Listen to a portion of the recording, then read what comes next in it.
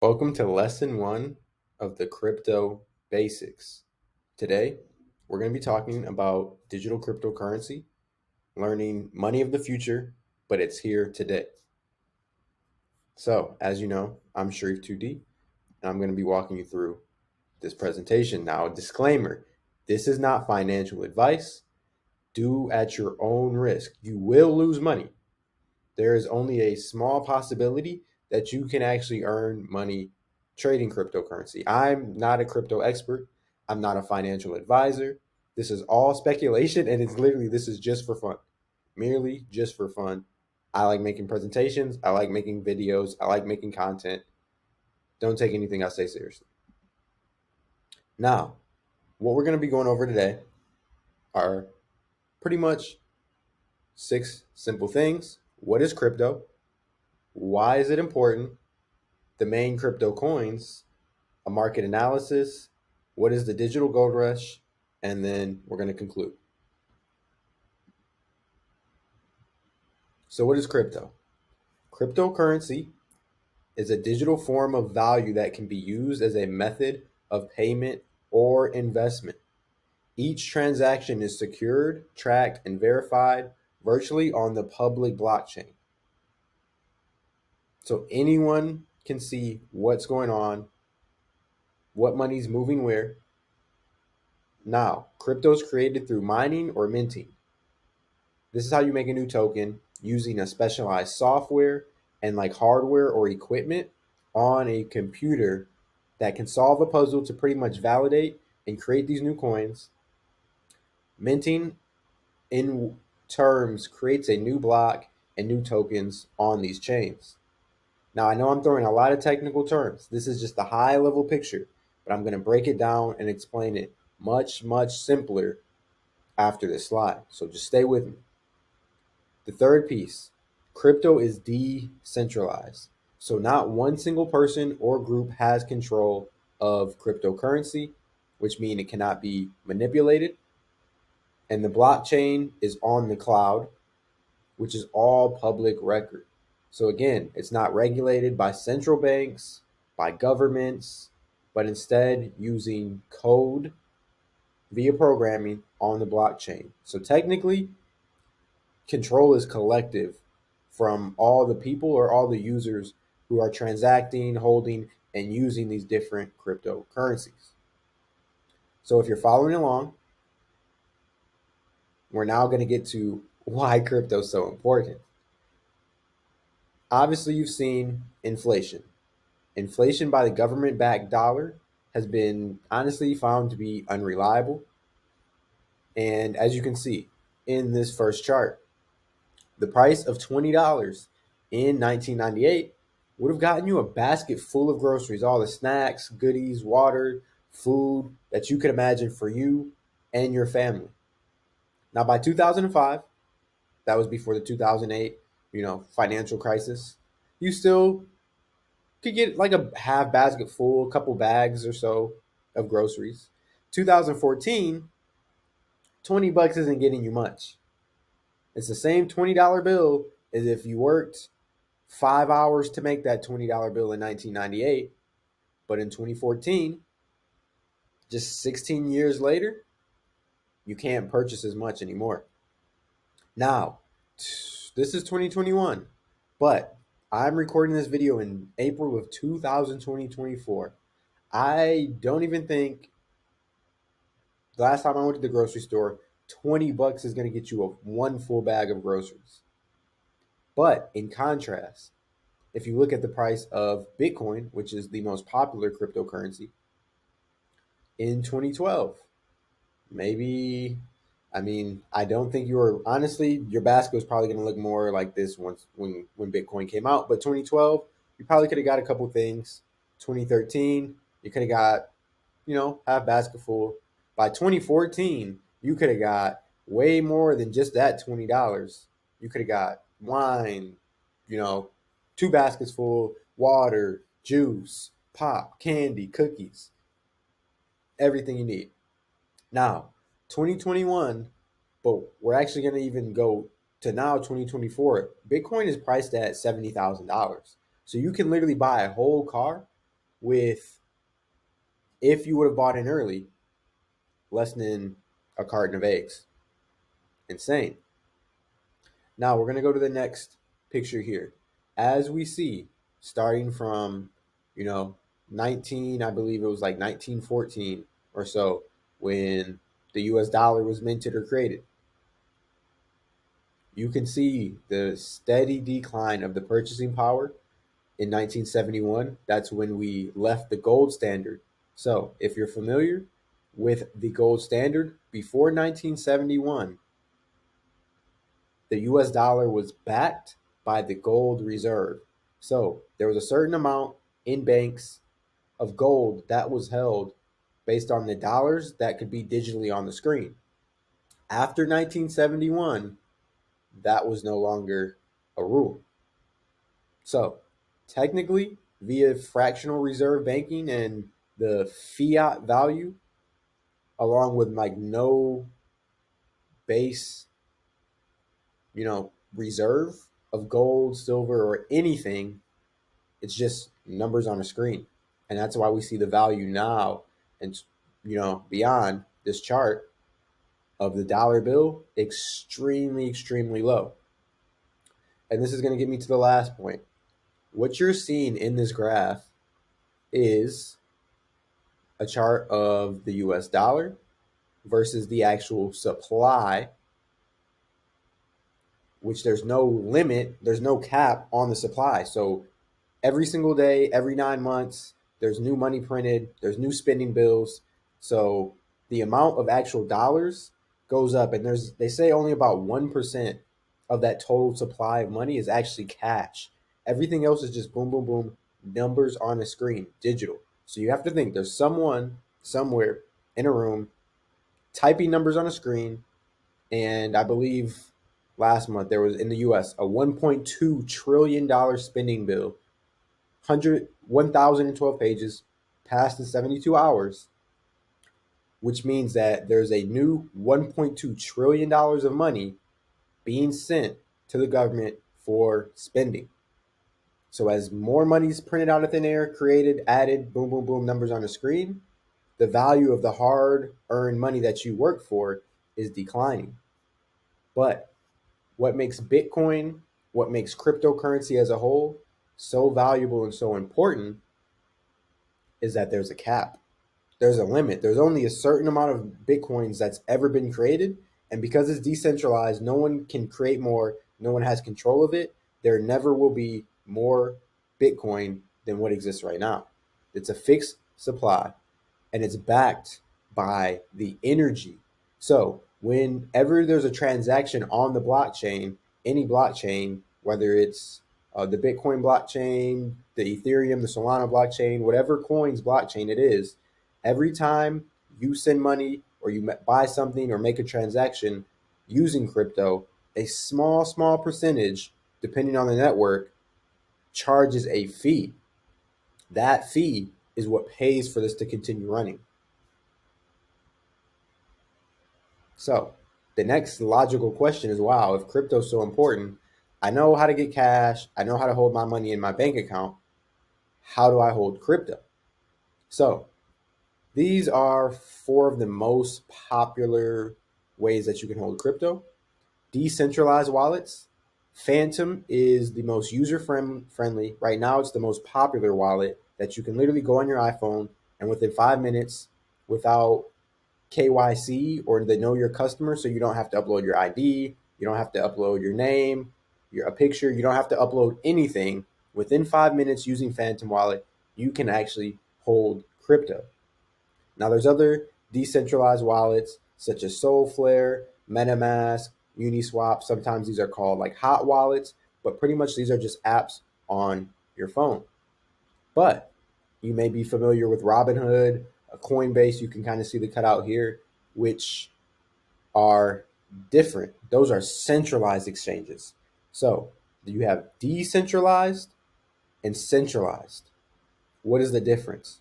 So centralized exchanges you've probably seen on Cash App or Venmo or Robinhood or Coinbase that you can actually buy Bitcoin, you can buy Ethereum, you can buy and hold crypto. But Another example of a centralized exchange that we had was FTX, where their exchange raised and had held over $25 billion, but they didn't know how finances and they went bankrupt. They went under. So if anyone who had $25 billion on that platform, FTX, lost all their money. Same with we've seen Robinhood in the past has had, you know, scares in terms of their security, and Coinbase has had, you know, leaks with their data. They've also had times where they weren't allowing people to take money off the platform. They've had times where their software was down, so you would go check your balance and it would say nothing is there. It's very, very scary, especially if you have tens of thousands, hundreds of thousands, millions of dollars on these platforms. So that's why I don't advocate for you to hold the majority of your crypto on a centralized exchange, because technically someone else has control of your money and they have access to your money. With a decentralized wallet like Phantom, Solflare, MetaMask, or Uniswap, you're the only one who can actually move and transact that money. You're the only one who has the password to that account, and you're in control of it. Now, there's two other types of wallets in a sense. You have Trezor, which is literally like a physical, it's almost like a USB drive that you could plug in to your computer, to your phone, which is called a hardware wallet or a cold wallet. There's Trezor, there's Ledger, but this is not on any networking terms of, say you had $50,000 worth of Bitcoin. If you put 25,000 on Trezor, there's no app, there's no way, if someone took your phone or if someone got access, found your private key, whatever, they can't access your Trezor wallet. It literally is just a hard drive. You have to plug it in and put it somewhere. So that's something you could hold. And in a sense, with this little wallet, you could hold millions and millions and millions of dollars securely. Now, paper wallet, in a sense, what you should do when you open up your decentralized wallet, when you're creating these accounts, is usually with like a Phantom, a Solflare, MetaMask, you're going to receive a 12-word phrase, which is your password, which we're going to get into later. But in a sense, people will save it on a piece of paper, write all 12 words out, and then put it in, say, a fireproof safe. I'll carry it in their wallet, keep it on them, so that if they ever got kicked out of one of these apps, they have their wallet password on a piece of paper. Because if you forget your 12-word phrase and you forget your wallet password, the majority of these wallets will only give you 3 chances to remember all 12 words in the exact order. And if not, you're locked out of your wallet and you're out of your crypto, you're out of your money forever. So yes, again, crypto can be very risky if you're not responsible. Let's get into the main coins. We've talked about Bitcoin, we've talked about Ethereum, we've talked a little bit about Solana, but as of April 2024, today's April 10th to be exact, the entire money invested in cryptocurrency right now is $2.77 trillion. $2.77 trillion. Now, it'll be in another video, but when we can talk about how much debt does the US and do these countries have compared to, then we can compare it to Bitcoin. But as well, like I mentioned, and within the last month, there was a new spending bill of $1.2 trillion. So overnight, a new $1.2 trillion is entering into the market from the US economy. That's almost half the total amount of money invested in crypto just right now, all just coming out of thin air. So you can, one, see the upside that crypto has, the upside that Bitcoin has, especially when there's a scarcity aspect and you look at the supply and demand and the economics of it. That is why the price of Bitcoin and these other coins continue to increase, while the value in your purchasing power of your dollar decreases. So Bitcoin, like I said, it's currently priced at 70,000 with that $1.4 trillion market cap, and we're 10 days before the Bitcoin halving. We're going to talk a little bit more later in this video about the Bitcoin halving, what that is, and what that means for you. But to just go down the line, and you see we have number 4 missing. What is missing is a token called BNB, but we're not going to talk that much about it because there are more important coins, in my opinion. And if you wanted to check all of the top 10, top 100, top 1,000 coins, this screenshot is taken from CoinGecko as of today. But going into Ethereum, the reason Ethereum is priced at 3.5 thousand per coin is because it has a $400 billion market cap. So that's the total amount of money invested into Ethereum. But in my personal use and opinion, I don't necessarily like Ethereum as much as I like the other coins because the gas fees are very high. So, like I mentioned in the kind of last slide, how these coins continue to operate and how money is generated is every time there's a transaction, there's a fee paid to the blockchain or to the network. So Ethereum, in my opinion, is high because say you want to send $100 to a couple hundred.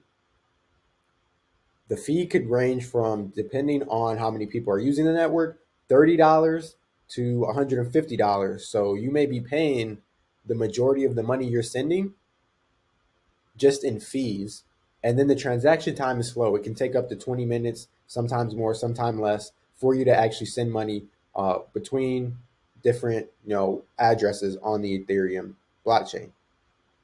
Now, we're going to talk more about Solana, but before we talk about Tether, Solana is right now where I'm trading on personally. That's where I see the communities, where I see the builders, where I see just the attention. And where attention goes, money flows. So in terms of X, Twitter, TikTok, Instagram, the majority of people right now are talking about Solana. They're talking about the meme coins. They're talking about the altcoins traded on the Solana blockchain. The current price of one Solana coin is only $172, and there's a $75 million market cap. But the transactions, and this is why I love Solana, cost less than a penny, and they can be completed in seconds. So if you only send $1, you're literally going to be sending maybe 99 cents, 99.99 cents to someone else, all the way up to hundreds of thousands of millions of dollars.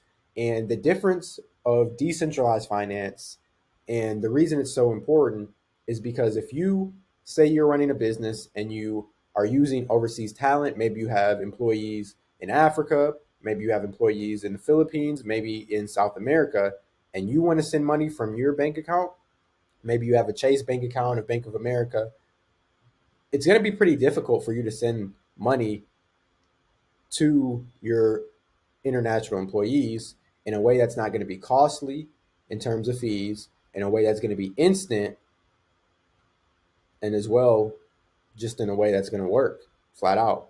With Solana, you can send money borderlessly, internationally, and there's no limits. If you wanted to send maybe, $10,000 to your mom or to your dad or to your brother, or your sister, or your significant other,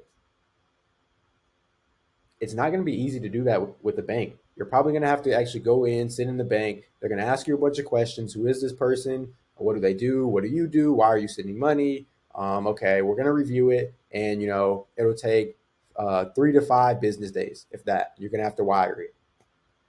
With Solana, if I have your wallet address and you have my wallet address, I could send you $10,000. I could send you $1,000,000 and you would have it instantly. No questions asked. And if nobody knows our wallet addresses, nobody cares. Nobody knows who's sending money to who. So the coin that we skipped is Tether, which is USDT, and that is priced at $1.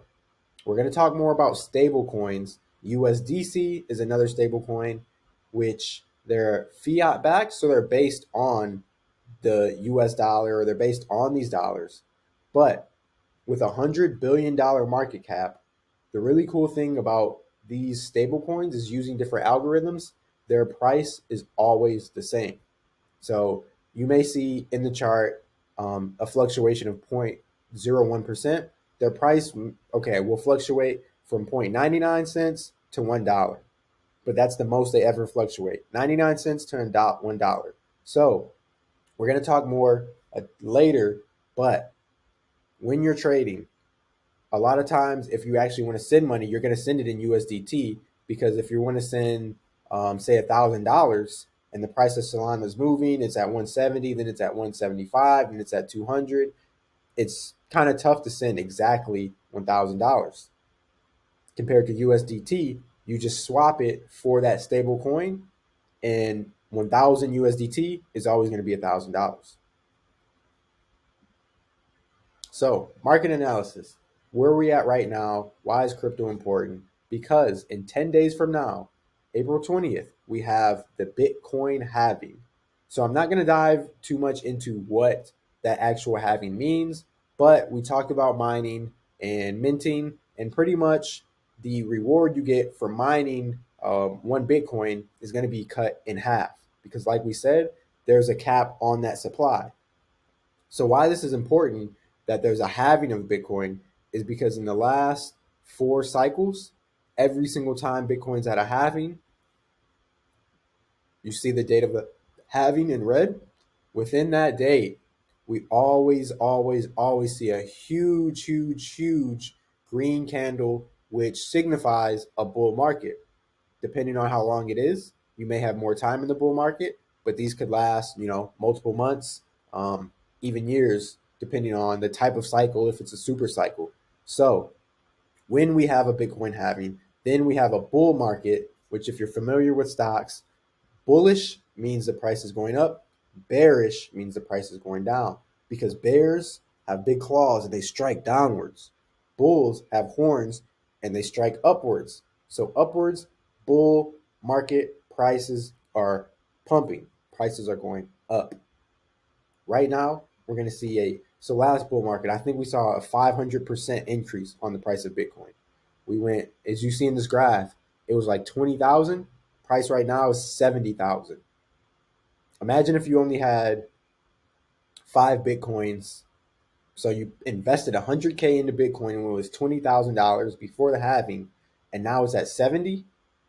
Do the math. 5 Bitcoins times $50,000, you would have made $250,000 out of the thin air from not doing nothing. That's why crypto is so important, and to emphasize why it's so important, because when Bitcoin goes up, if we go back to the last chart, when Bitcoin goes up, Bitcoin is the number one coin. People will start taking profit from Bitcoin, and then they maybe start buying Ethereum. Maybe they start buying Solana, and then the money just trickles down. Those trillions and trillions of dollars, hundreds of millions, trickle down into the altcoins, into the meme coins. So if you're ever familiar with any of these other, you've got your Litecoins, your XRP, your Ripple, your Cardano, just to name a few. That's when you're seeing the Dogecoin, the Shibu coin. During bull runs, that's when these prices are skyrocketing. That's when people are paying millions of dollars for an NFT JPEG screenshot picture, because they made so much money from Bitcoin that it trickled all down. And these bull runs don't last forever. So it's very important to make sure you're exposed to crypto, you're in the market during a bull run, because these are the largest transfers of wealth from people with money to people with no money that happen on this planet we live in. And if we talked about anything regarding the time and the energy that you're spending to actually earn money when the money's printed out of thin air, crypto is one of the easiest ways to not only capture the energy and the hard work that you actually put into making that money, but to be able to capture that and hold that value over a long frame of time. Because like we saw, the purchasing power of a $20 bill in 1988 or 1998 versus today is not the same. and you don't want to miss out. So, wrong ideas. While we are in a digital gold rush and you can earn lots of money, this is not a get rich quick scheme. You almost guaranteed will lose money. I personally myself lost money before. It happens. That's how you learn. And only invest what you're comfortable with losing. So, I, over the last, I'd say, month or two, have just started really learning about crypto. Prior to this, the last bull run was when NFTs were popping. I was not really exposed or invested in too much crypto outside of holding a little bit of Bitcoin, a little bit of Ethereum, but I didn't really make any money on it. I just didn't really know about crypto. So I've taken a deep dive into trading on the Solana blockchain. The wallet that you're seeing these pictures from is mine on the Soulflare app. And I started small. I started off with $1,000. I was okay, like, hey, if I lose this, I still have my rent is paid. I've got enough money in my bank account to eat, and I'm not going to lose sleep at night. I'm not going to be homeless. I'm not going to starve if I lose this money. There's lots of scams in crypto. We're going to talk about how to watch out for those, how to not lose as much money. But just through learning about crypto, applying what I'm learning, being perspicacious, seeing what's going on, see where the attention is going, see where the money is flowing, and dollar cost averaging, I've been able to grow that thousand in literally just a couple weeks to 2,700. Buy low, sell high. That's the name of the game. That's how you win. Buy low, sell high. So when the price is dipping, when it's going lower, that's when you look for either your entry, and you can slowly buy in as the price goes down to get an average of the best price. Now, once the price starts rising and when it goes up, because you know, prices don't stay the same. They move up, they move down, they move up, they move down. As the price goes up, you slowly are going to be selling the coins that you bought in, but you're going to be taking profit. So slowly sell, take profit, and that's how you maximize your gains. There's things called slippage, there's different transaction fees. If the larger amount of coins you're trying to sell or move at once, you may pay more fees, which decreases your amount of profit. So that's why you're going to do this in multiple transactions. Now, switching to a stable coin, like I mentioned, USDC, USDT, those are coins where you never want to leave your coins overnight, leave your money into a meme coin or altcoin. I mean, you can, but it's very risky because there are things that happen, such as rug pulls or just mass sell offs. And you don't want to wake up to a red percent sign and down money because you got a little tired and you left your money in a cat coin and everyone sold overnight. Some crazy news came out. So when you take profit, you're going to be swapping this from the meme or altcoin to Solana and then to either USDT or USDC. And that's how you lock in your gains. That's how you make sure your price will always stay the same. Your balance will stay the same. And you're not going to have any surprises next time you check your wallet. So, like I mentioned, I started with 1,000, got it up to 2,700, 2,800, 5,900, and just so you can see that this is real. If I was to go and click on my Soulflare wallet extension, as it loads, you'll see the same picture, and boom. So I am at 7,200. And like I mentioned, I started this with only $1,000 just, a month or two ago, if that. So this has been about 30 minutes, half-hour lesson.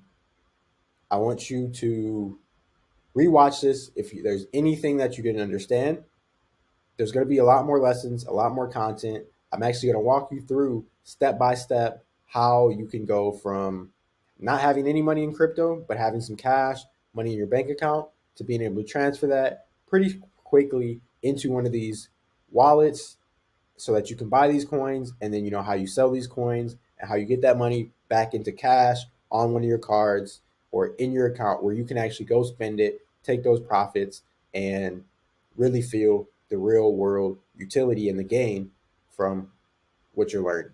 So trade safely. I wouldn't suggest you start trading at all after just watching this video. Please, please, please watch the other lessons, and I'll see you in the next one. If you actually watch this video to the end, I have a free community where I will go over a lot more in depth, the basics of crypto, how to buy, how to sell, all that. You can join it, link below.